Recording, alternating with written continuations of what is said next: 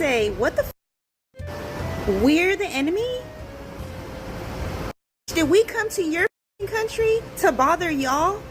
We're not the ones that jumped on some ships and crossed the whole ocean to go kidnap y'all and bring you back in chains. That wasn't us.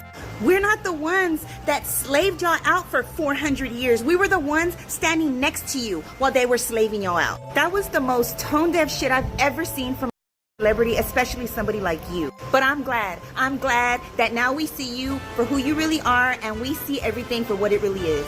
You said what you said, you did what you did, now stand on that shit. What?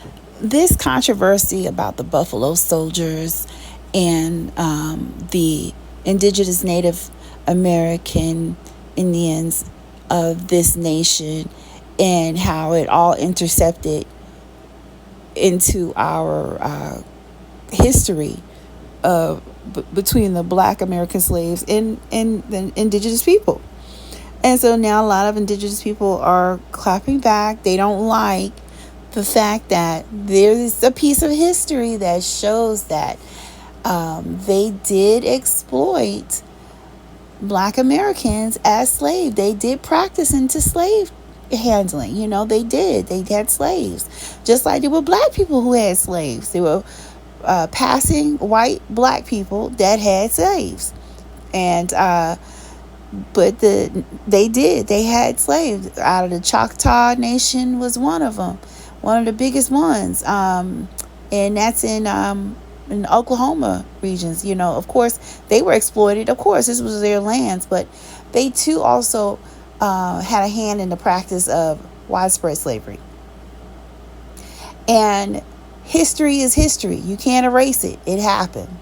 What we must do is we must learn from it and move on. See, I just came back from Oklahoma, the Tulsa area, about 3 months ago. And I went to see my brother and his wife and child, and we went on a really nice tour of all of Greenwood, you know, Black Wall Street and all around Tulsa. And it was very, very informative. I've been there, of course, before, but I've never had the opportunity to take such a long and extensive tour. And I even got to see the HBCU, Lincoln University, that is on that campus, not too far around the corner from Black Wall Street. It's the HBCU that's well known in that area. It's been there for over 100 years. And it was such an interesting trip. My brother, he's very knowledgeable about the area. He's really taking it all in. He is a PhD, so he's very smart. But I never knew until he informed me that many of the wealthy Black people that were violated during the massacre, the Tulsa massacre, a lot of them had connections to the local indigenous native tribes that were there. And a lot of them amassed their wealth from either working for them, or there were certain types of land deals that they were given. And a lot of them were able to collect wealth by doing that. And so it was outlawed for them to live side by side with white people. So Black people they were forced to segregate into their own division in Tulsa. And that's how they created Greenwood, which we all know is Black Wall Street. Now, this is what it says. This is what AI says. It says that there is a significant historical connection between some of the wealth that contributed to Black Wall Street and Native American communities. And here's a breakdown. 1, Indian Territory and freedmen. The area that became Oklahoma was historically Indian Territory, where various native tribes, including the 5 civilized tribes, Cherokee, Chickasaw, Choctaw, Creek, and Seminole, were relocated. Some of these tribes had enslaved Africans, which we now know. If you didn't know, you now know. Secondly, post-Civil War treaties. After the Civil War, very important. This is very important. So a lot of people who have an issue with that t-shirt that the artist Beyonce is wearing, it's just an extension of history. It's happened. It's just sometimes history is ugly, but it happened. And it says, post-Civil War treaties, after the Civil War, the U.S. government compelled these slave-owning tribes to grant citizenship and land to their formerly enslaved people, known as the freedmen, as part of Reconstruction treaties. This was a unique situation, as it effectively provided a form of reparations for their enslavement that was not extended to other Black Americans in the South. So you had to be a slave owner to be forced by the government to provide reparations. Now, that might be one of the reasons why the indigenous tribes and Black people after slavery didn't have such a bad connection between the two communities, because the indigenous tribe did what they were supposed to do, and that's a good thing. Not unlike the United States government in the South that still owes people reparations. Now, this right here is enough to build the case that the South still owes Black people reparations, because these native tribes, these indigenous tribes, they gave reparations to a lot of these Black people, and they were able to create wealth for themselves. And that's why they became, many of them probably became so successful, is because they were able to get some boots and some straps to pick themselves back up after slavery. Third, foundation of Black Wall Street. The newfound financial stability and land ownership among some Black freedmen contributed to the broader economic opportunities that attracted other Black Americans to Oklahoma, fleeing racial oppressions of the South.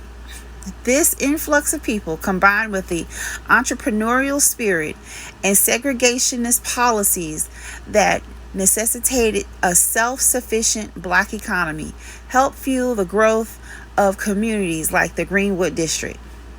So, while the businesses and properties of Black Wall Street were owned and operated by Black people, a foundational element of some of that wealth, particularly in the early stages, can be tracked back to land given to Black freedmen through treaties with Native American nations.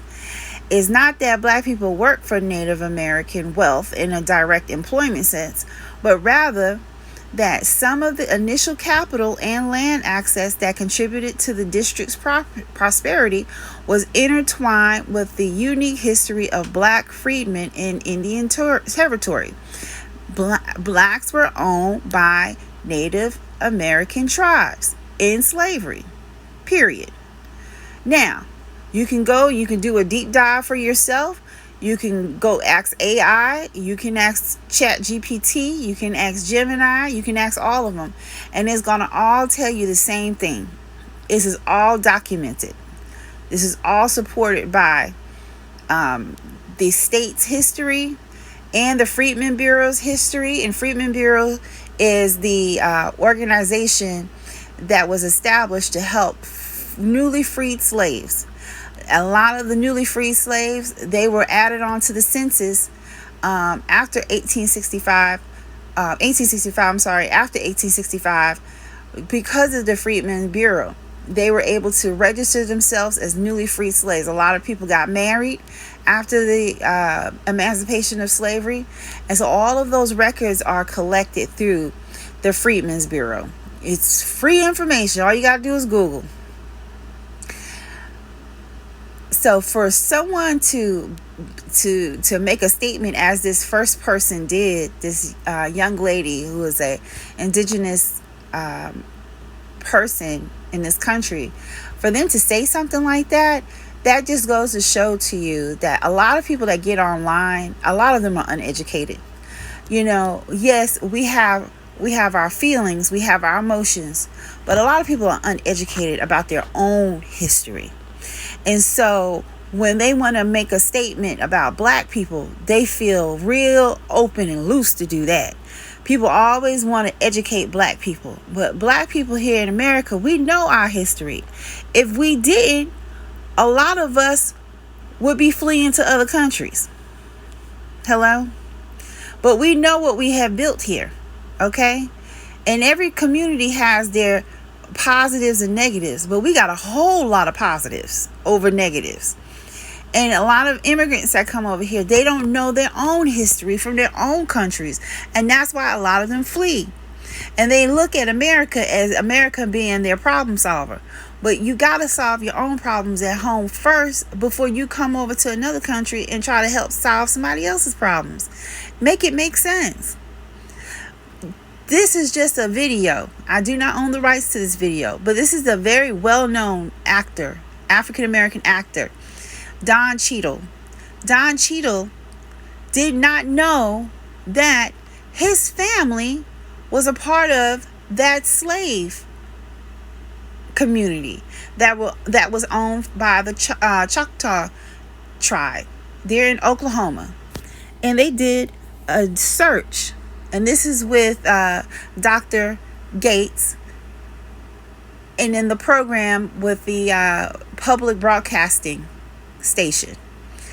So definitely look at this video and get more educated on American history. See, you don't want to learn black history. People don't want to learn critical history, critical education, critical learning. And it's critical that Americans get educated about their history, because we are making some of the same stupid mistakes that our forefathers made. And the reason why they made those mistakes is for us to do better.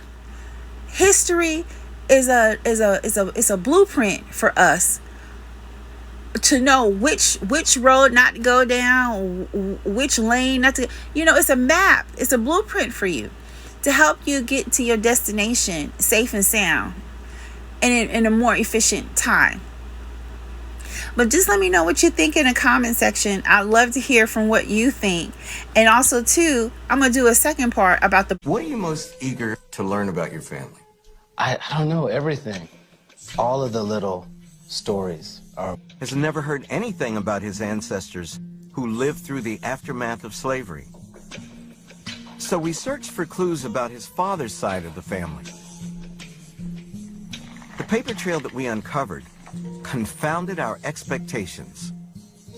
Unlike most African Americans who were freed by the end of the Civil War, your ancestors weren't. They couldn't get it right. Well, they just stuck to it. Well, somebody didn't get it right, but it wasn't your ancestors, it was the people who owned them. Take a look at this. Chickasaw Nation Freedmen Roll. This document is an official enrollment card for the Chickasaw Freedmen, the former slaves owned by the Chickasaw Nation. Owned by the Chickasaw Nation? Owned by the Chickasaw Nation. Your ancestors were enslaved by Native Americans. Here's your great-great-grandmother, Mary Kemp, her 11 children, including Bill Cheadle, your great-grandfather, William. And you can see William's father, or Hance Cheadle. You are one of the few African Americans who was not enslaved by white people, enslaved by Native Americans. I don't know how I feel about that. It's blights on the way this country started, slavery and the genocide of the Native Americans and the Trail of Tears and all those horrible stories of what has happened to the Native people here. And then our family was owned by people who had suffered. It's just, that's mind-blowing. Most people don't realize that the Cherokee, Creek, Seminole, Choctaw, and Chickasaw nations owned slaves. As self-governing entities, they weren't subject to the laws of the United States. So what did this mean for Don Cheadle's ancestors?